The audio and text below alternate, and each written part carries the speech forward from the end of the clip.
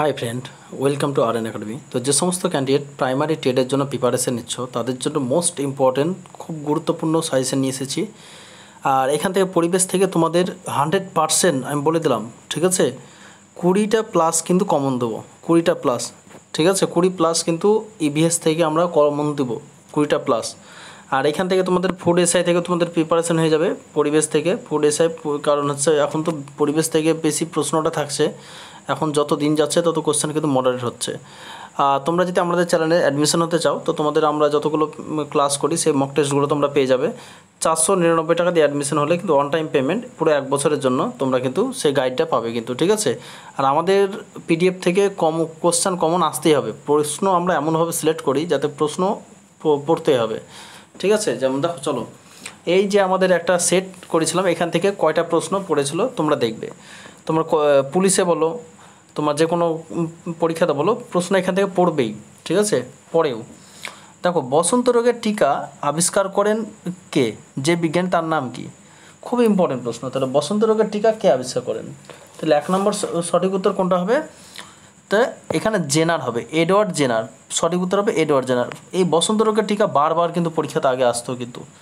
তো তোমাদের পরিবেশের থেকে যেহেতু প্রশ্ন থাকবে প্রাইমারি টেডের, তাহলে খুব ইম্পর্টেন্ট কিন্তু এইসব প্রশ্নগুলো, ঠিক আছে? তারপরে চলো, তারপরে এই ফুড এসআইয়ের জন্য খুব ইম্পর্টেন্ট, এই দুটো পরীক্ষার জন্য এই টপিক থেকে প্রশ্ন আসবেই।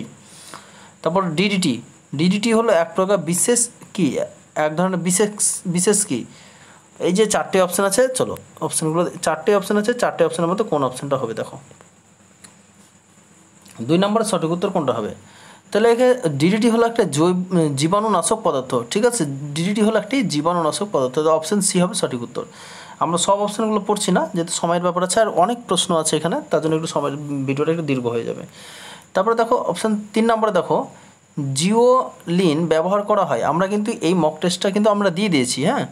যেগুলো আমাদের পেড ব্যাচে অ্যাডমিশন আছে তারা কিন্তু তাদের কিন্তু দিয়ে দিয়েছি। তারপরে আমরা কিন্তু অ্যান্সার দিচ্ছি ইউটিউবে, ঠিক আছে? যারা পারা তারা পেয়ে গেছে, যেগুলো না পারবে সেগুলো দেখে নেবে। তো তোমরা যদি চাও অবশ্যই কিন্তু অ্যাডমিশন হয়ে যেতে পারো। ভিডিওর নিচে ডিসক্রিপশন হোয়াটসঅ্যাপ নাম্বার আছে, সেখান থেকে তোমরা যোগাযোগ করতে পারো, হ্যাঁ? 499 টাকা কিছু পরিমাণ টাকা 1 বছরের জন্য তোমরা গাইড পাবে, এর মধ্যে কোনো টাকা ইনক্লুড নেই, আর কিছু লাগবে না। এখান থেকে পিডিএফ বলো, তোমাদের ক্লাস বলো, ক্লাসের A to Z পাবে। প্লাস আমরা অঙ্ক ক্লাস কিন্তু লাইভ ক্লাস শুরু করব, ঠিক আছে? কাল থেকে দেখি যদি সময় পাই তো কাল থেকে শুরু করে দেবো একবার live class, GK live class একবারই। দেখো, জিওলিন ব্যবহার করা হয়, জিওলিন ব্যবহার করে 3 নম্বর সঠিক উত্তর কোনটা হবে? জিওলিন ব্যবহার করা জল পরিশোধনের জন্য, ভেরি ভেরি ইম্পর্টেন্ট। এই যে জিওলিন ব্যবহার করা হয়, যেমন কেঁচোর চাষকে কী বলা হয়? ভার্মিং না কী ছিল একটা, ভার্মিং পরীক্ষায় এসেছিল, খুব ইম্পর্টেন্ট প্রশ্ন ছিল, ঠিক আছে? ওই প্রশ্নটা কিন্তু আমরা কমন দিয়েছিলাম। তারপরে চলো নেক্সট প্রশ্ন কী আছে দেখো, ভাইরাস, যে এই 4 নম্বরে দেখো, ভাইরাস শব্দের অর্থ কী? খুব ইম্পর্টেন্ট প্রশ্ন। তাহলে ভাইরাস শব্দের অর্থ কী? তোমরা সবাই জানো ভাইরাস শব্দের অর্থ নিঃসন্দেহে বিষ, ঠিক আছে? 5 নম্বরের প্রশ্ন দেখো, নিচের যে ভাইরাসটি আকৃতি ঘনকার, নিচের যে ভাইরাসটি আকৃতি ঘনকার সেটা কি? সঠিক উত্তর কোনটা হবে? 5 নম্বরের সঠিক উত্তর কোনটা হবে? তো কোন ভাইরাসটা এখানে হচ্ছে? ভ্যাকসিনিয়া ভাইরাস, টিএমভি, ব্যাকটেরিয়া ফাজ, পোলিও ভাইরাস। তাহলে যে কোন ভাইরাসের আকৃতি ঘনকার? তাহলে অপশান এ হবে সঠিক উত্তর, ভ্যাকসিনিয়া ভাইরাসের আকৃতি কি? ঘনকার, ঠিক আছে? চলো নেক্সট প্রশ্ন, খুব ইম্পর্টেন্ট প্রশ্ন, এই প্রশ্নগুলো খুব প্রশ্ন আসে। টিকাকরণ পদ্ধতি প্রথম আবিষ্কার করেন কে? মানে যতগুলো প্রশ্ন আছে তার থেকে যে প্রশ্নগুলো ইম্পর্টেন্ট, ঠিক আছে, পরীক্ষায় বারবার আসে, সেই টপিক থেকে কিন্তু আমরা প্রশ্ন তুলে নিয়ে আসি, আর সেই টপিক থেকে কিন্তু আমরা ক্লাস করি, ঠিক আছে? তো এ দেখো, টিকাকরণ পদ্ধতি প্রথম আবিষ্কার করেন কে? তাহলে 6 নম্বর সঠিক উত্তর কোনটা হবে?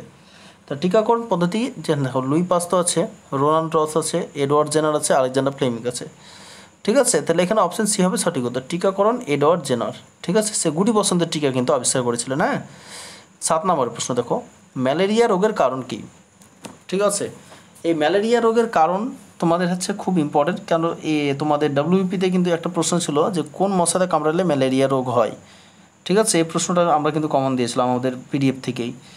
তো ম্যালেরিয়া রোগের কারণ কি? তাহলে এখানে কাছে ছত্রাক, ব্যাকটেরিয়া, আর্দ্রপ্রাণী, ভাইরাস। তাহলে সঠিক উত্তর কোনটা হবে? অপশান সি হবে সঠিক উত্তর, আর্দ্রপ্রাণী, ঠিক আছে? যত দিন যাচ্ছে তত কোশ্চেন কিন্তু মডারেট টাইপের হচ্ছে, হ্যাঁ? তারপরে চলো কি বলছে, প্লাজমোডিয়াম ভাইভক্স হলো এক বিশেষ প্রকার কি? আদ্য প্রাণী, ব্যাকটেরিয়া, ছত্রাক, শৈবাল। তাহলে প্লাজমোডিয়াম যেন ভাইভক্স হলো এক বিশেষ প্রকার কি? 8 নম্বরের সঠিক উত্তর কোনটা হবে? 8 নম্বরের সঠিক উত্তর কোনটা হবে? 8 নম্বর সঠিক উত্তর হবে অপশন এ, আদ্য প্রাণী।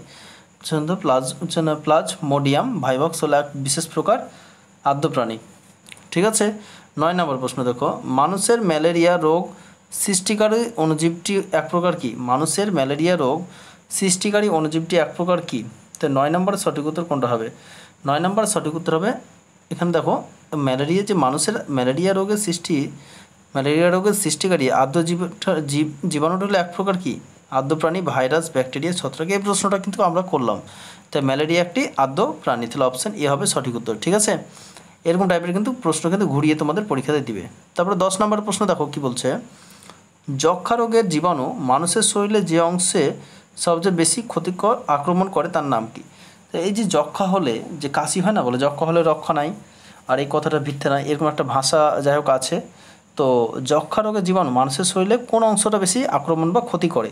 ঠিক আছে। তার 10 নম্বরের সঠিক উত্তর কোনটা হবে? তাহলে এখানে তোমরা সবাই জানো যে ফুসফুস, যেহেতু কাশি হয় সেহেতু ফুসফুসে বেশি চাপ পড়ে, তাহলে ফুসফুস বেশি ক্ষতি হয়। ঠিক আছে। এই প্রশ্নটা কিন্তু এসেছিলো, খুব ইম্পর্টেন্ট, ম্যালেরিয়া রোগ ছড়াই, WBতে এসেছিলো তোমাদের। ঠিক আছে। যে টপিক থেকে দিচ্ছি সেই টপিক থেকে পরীক্ষাতে কোনো না কোনো প্রশ্ন এসেই থাকে, মানে এগুলো হচ্ছে কমন টপিক, যে এগুলো থেকে প্রশ্ন কিন্তু প্রত্যেকবারই আসে। তো চলো, ম্যালেরিয়া রোগ ছড়ায় কি কোন হবে, কোন মশা? আমরা অপশন দেখবো না, ডাইরেক্ট একবার উত্তর করব, স্ত্রী অ্যানোফিলিস মশা। খুব ইম্পর্টেন্ট প্রশ্ন, স্ত্রী অ্যানোফিলিস মশা। ঠিক আছে। চলো, তারপর নেক্সট প্রশ্ন দেখো, বিসিজি ভ্যাকসিন, এই যে বিসিজি ভ্যাকসিন প্রয়োগ করা হয় যে রোগের প্রতিরোধের জন্য তার নাম কি? তাহলে বিসিজি রোগের ভ্যাকসিন যে রোগ প্রতিরোধ করার জন্য হয় সেটা হচ্ছে কোনটি? তাহলে সঠিক উত্তর কোনটা হবে? বিসিজি রোগের টিকা, যে বিসিজি রোগের টিকা প্রয়োগ করা হয় কোন রোগের জন্য? সঠিক উত্তর অপশন এ, যক্ষা রোগের জন্য। খুব ভেরি ইম্পর্টেন্ট, খুব সুন্দর প্রশ্ন। 13 নম্বর প্রশ্ন, খুব সুন্দর প্রশ্ন আছে দেখো, কুইনাইন নামক ওষুধ ব্যবহার হয় যে জ্বরের জন্য। খুব ইম্পর্টেন্ট প্রশ্ন।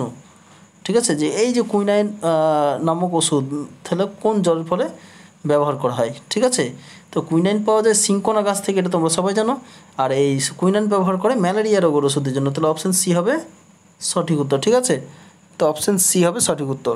চলো, তারপর 14 নম্বর প্রশ্ন দেখো কি বলছে, যে ম্যালেরিয়া রোগের জীবাণু আবিষ্কার করেন কে? মানে আমরা যে টপিকটা ধরছি সেই টপিকটা শেষ করছি, কারণ ওখান থেকে যদি প্রশ্ন থাকে যেমন এর বাইরে প্রশ্ন যাতে না পড়ে। ঠিক আছে।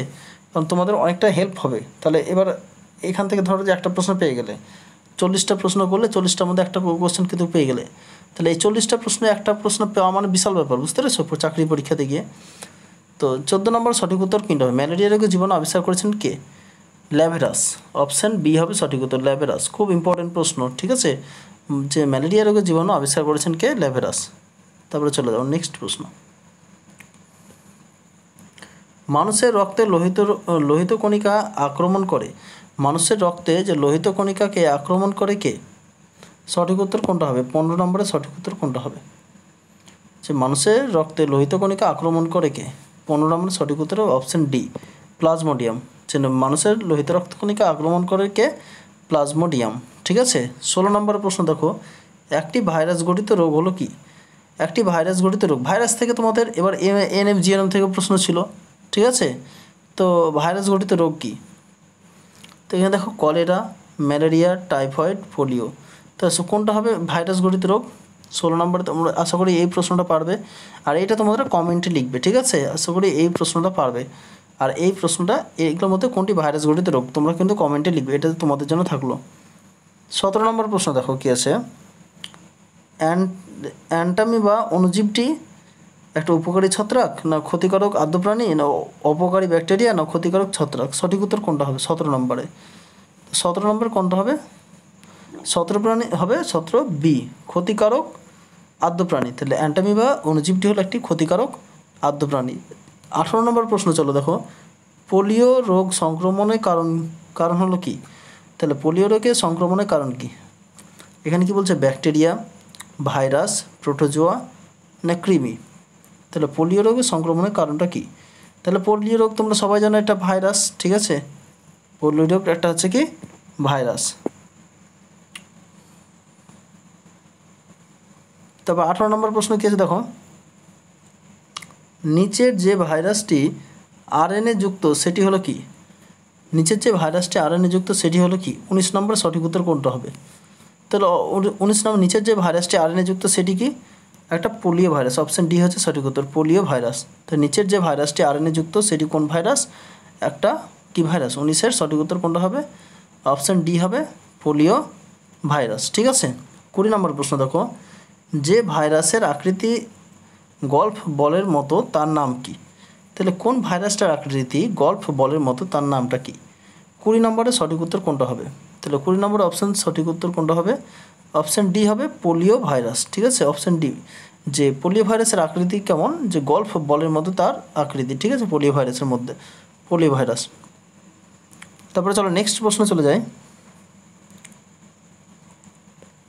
দেখো, পোলিও ভাইরাস দ্বারা যে তন্ত্রটি আক্রান্ত হয়, তাহলে পোলিও ভাইরাসের দ্বারা কিসে আক্রান্ত হয়? এখানে শ্বাসযন্ত্র, স্নায়ুতন্ত্র, অস্থিতন্ত্র, সংবহনতন্ত্র। সঠিক উত্তর কোনটা হবে? 21 নম্বর সঠিক উত্তর কোনটা হবে?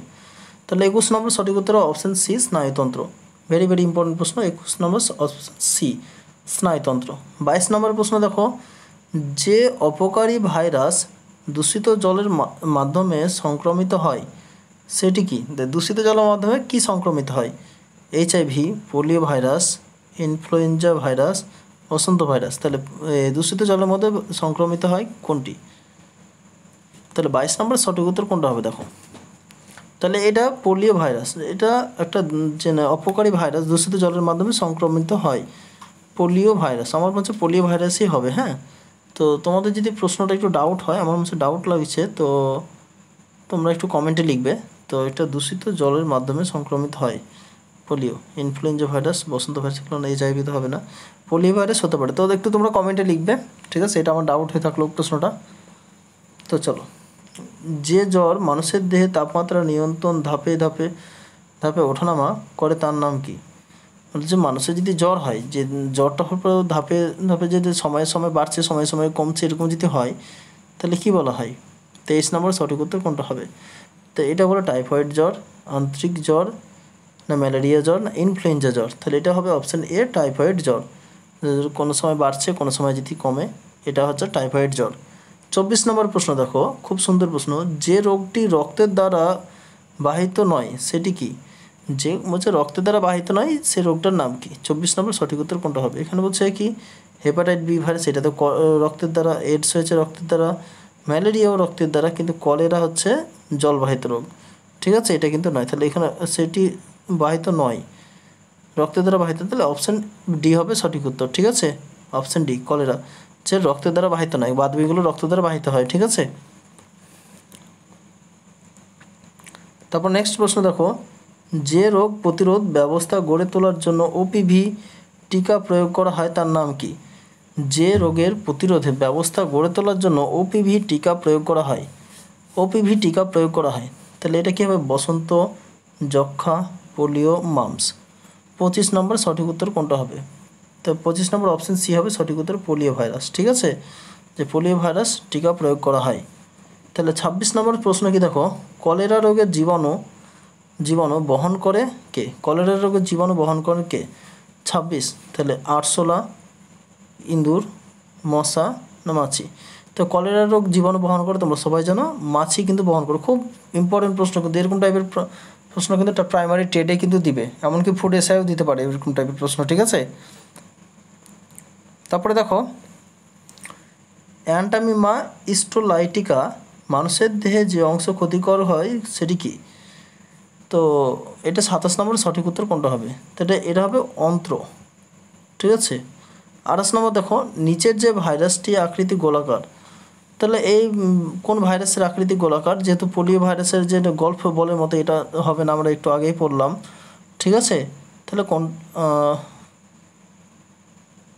গোলাকার, এটা গল্ফ বলের মতো বা গোলাকার বলা যায়। ঠিক আছে, ব্যাকটেরিয়া ফাজ, এইচটিএমভি এগুলো কিন্তু হবে না, তো পোলিও ভাইরাসই হবে, এটা গোলাকার বা গল্ফ বলের মতো। এখন কিছুক্ষণ আগে আমরা পড়লাম। ঠিক আছে, আশা করি বুঝতে পেরেছ। তো আজকের ভিডিওটা এই পর্যন্তই, আর প্রশ্ন মনে হয় নাই। তো আজকের ভিডিওটা এই পর্যন্ত। প্রশ্নগুলো কেমন হলো অবশ্যই কমেন্ট সেকশনে লিখবে। আরও প্রশ্ন আছে যেগুলো আমরা নেক্সট ভিডিওতে কিন্তু আপলোড করব। আর যত ইম্পর্টেন্ট প্রশ্ন আছে সেগুলো কিন্তু আমরা নিয়ে আলোচনা করব, ঠিক আছে? তো আজকের ভিডিও এই পর্যন্তই, ধন্যবাদ।